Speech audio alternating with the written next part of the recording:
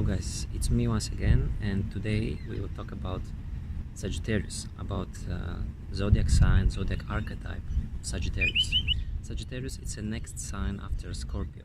So in the Scorpio we were searching for meaning, we were searching for deeper understanding, and Scorpio represents what is the searching, the action of searching. And when we already search within life, when we search into the life, into the this experiment called life, then we need to give it a name. We need to give the name to what we think the life is about. So Sagittarius rules cosmology. Sagittarius rules what is your context together, what is your context within a bigger context of universe. How is it? How is your relationship to the whole universe? That's why it's ruling cosmology. This archetype is also ruling religion and beliefs, system of beliefs. So we need to understand that whenever we are looking at the Sagittarius archetype, it is an archetype which represents a natural law. And what is natural law? Natural law, it's a law that exists in the nature. These are the rules which are followed by the nature. We cannot describe them easily, but if we look at the plants, if we look at the animals, then we can understand a little bit better what is the natural law about. So astrology itself, it's a science of cycles. So when we look at the death and birth, when we look at the cycle of life and death, basically we see that there is intelligence.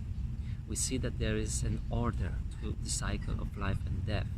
So natural law, it's exactly this. If we look at the flower, and if we contemplate on the idea of flower, on the nature of the flower, then we see that the rules, there are some rules.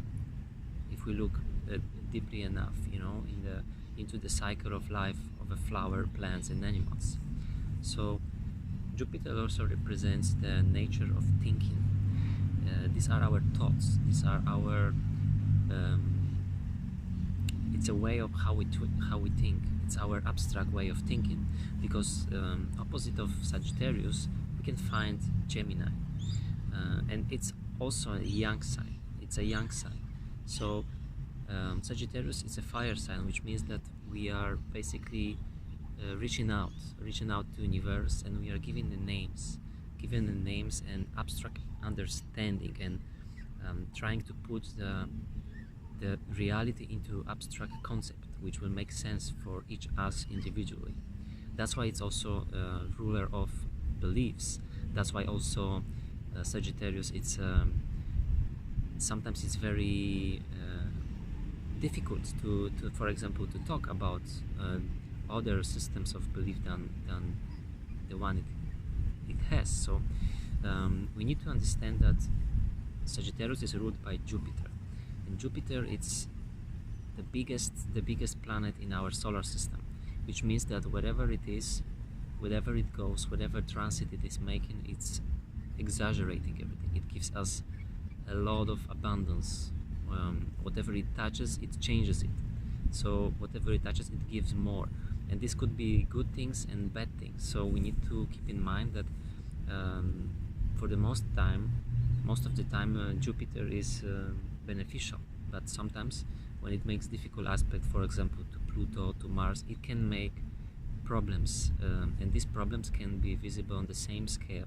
It is also said that Jupiter and Sagittarius archetype, it's an archetype that rules intuition.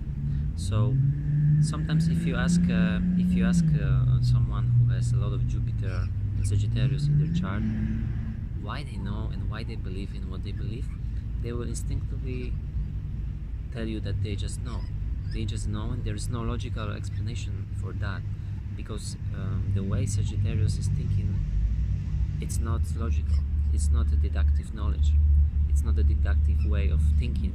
That's why it rules intuition, and it rules instinctively experience in life. Basically, Sagittarius is also a ruler of a journey. It's a ruler of a journey and pilgrimage. Why is it so? Because what is represented by Jupiter, natural law, is able, we can only learn it through experience. We cannot really read about it. We cannot really learn it from the book. We need to understand that Jupiter learns through experience, which means that it learns through going somewhere and doing something and getting to know something by experiencing it. So pilgrimage, religion, and all the crusades, historical crusades, it was ruled by Sagittarius. That's why also Christianity is ruled by Sagittarius as any other religion, because what religion is trying to do is basically explain what natural law instinctively tells us. So we don't need to know God. We don't need to have something between us and God. We don't need to have someone who will actually explain us and tell us how to believe, because we are all connected together and we are all connected to the universe. So we don't need to have any obstacles to basically see the nature of and the creation of God. Jupiter in Sagittarius, because it's the next sign after Scorpio, it wants to name things. So it was digging so deep in the Scorpio for truth and searching for the truth that now it wants to name it. Now it wants to name it and own it. And I believe that sometimes it's a trap for Sagittarian person, because whatever we are trying to name and trying to defend, whatever system of beliefs and point of beliefs we are trying to defend, it is still only one version of the whole entire existence. So there are millions and billions of people, and each of them, they have a Sagittarian archetype inside themselves. So whatever they are trying to name, it is coming to one point. It is coming to the reality in the present moment. Unfortunately, we are under the law of the time, under the law of just becoming, which means that we are becoming something within a time. So we know that present, past and future, this we cannot actually cannot disagree with that, and we cannot say that this doesn't exist, because we can basically somehow acknowledge our past, and we can know where are we going. So present and future, it's basically only an illusion, because Sagittarius rules present moment. It rules now, basically. So whatever is happening within the present moment, this is a creation of God. This is creation of God itself. So we know that we had our past, we know that we are heading somewhere, but if we don't focus on the present moment, then we won't know actually what is the God itself, how God created this universe.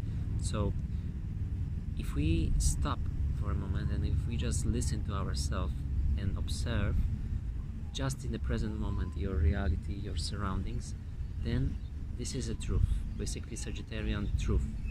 So Sagittarian also reminds me gypsy, a little bit of gypsy lifestyle, where you just change places, you live wherever, and you just think about what's happening right now, or not even caring about tomorrow.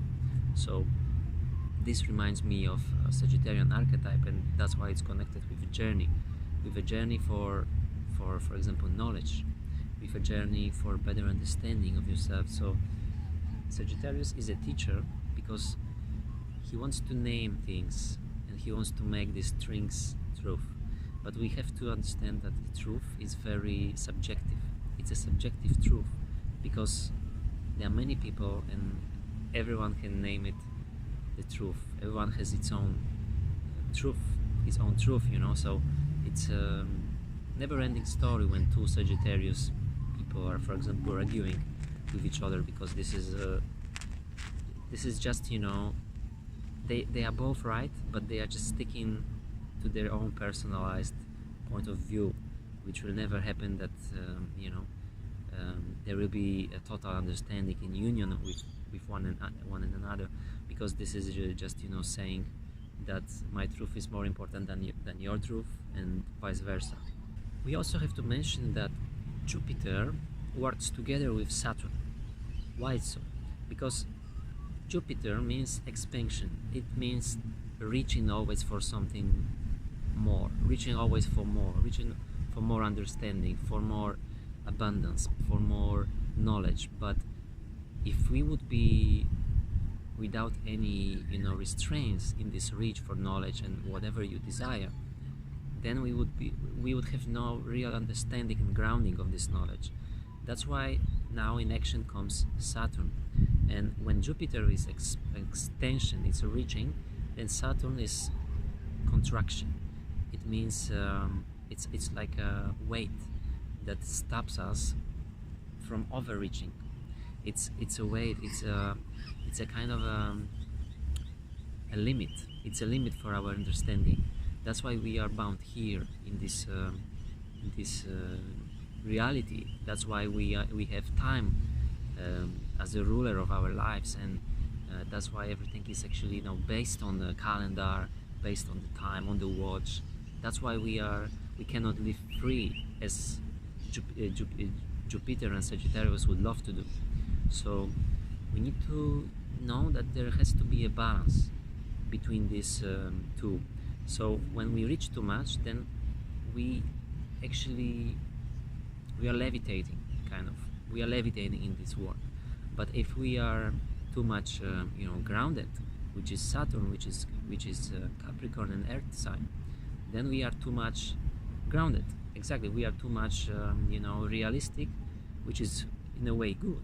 But then we don't have, you know, the wish and this desire to know more, which is also what I believe sad, because I think all of us, we are here to figure out what we are actually doing here in this universe and this reality and your own life.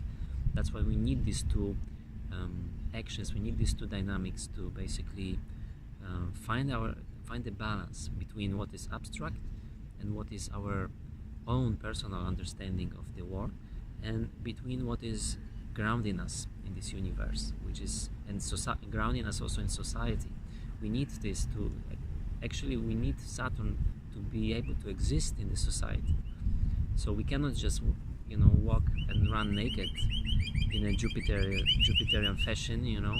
So that's why we need something which will bring us down to Earth, which is exactly Saturn. Jupiter and sign of Sagittarius, this archetype is represented by an arrow. And what is this arrow representing? Arrow is always pointed upwards, and this arrow, it has this kind of a line in the middle, and this line, in my opinion, it represents the horizon. It represents horizon of Earth and night sky, especially night sky, because and it's always aiming upwards. So what could it aim for? It is aiming for understanding of this, the meaning of stars and meaning of planets. That's why actually I believe that astrology is partly ruled by Sagittarius, because it's not only knowledge that can be learned in how Aquarius would do it, but it is also it's a knowledge which is stored deeply within our body. It's a knowledge that if we look at our bodies, they also are under the natural law, which means that we are connected to the universe because we have a microverse inside of us. So the arrow is pointing upwards because it wants to understand. It's on the quest for knowledge. It's on the quest for understanding of planets and meaning. And why is that? Why is this actually affecting us? Why the planets are going in the cycles? Why there is a planetary cycle for each planet? Why they are always, resolving around the sun? and why we can track their way. So it is an abstract way of getting to know what is life about. It is an abstract way of you know, developing your intuition to basically know how the world works and how to find your own kind of place in this world, how to find your missing piece of the puzzles in this world. This is a way that, you know, Sagittarius wants to teach us, that sometimes we don't need to think logically, and we don't need to have everything. Sometimes knowledge about life doesn't need to make sense for us, but we still are close to the truth, because we are still like humans. We are still people that have instinctual knowledge, and we have intuition. And sometimes when this intuition is well tuned in, then we can follow it. And when we follow it, then it feels that we are on the quest for understanding, that we are on the quest to actually to see what is hidden in this world, and we can plug into this universal way of being, universal way of you know, understanding the world and just being in the flow with the world. So Sagittarius, it's an archetype which is representing natural law. It represents expansions. It represents reaching for knowledge and your personal beliefs.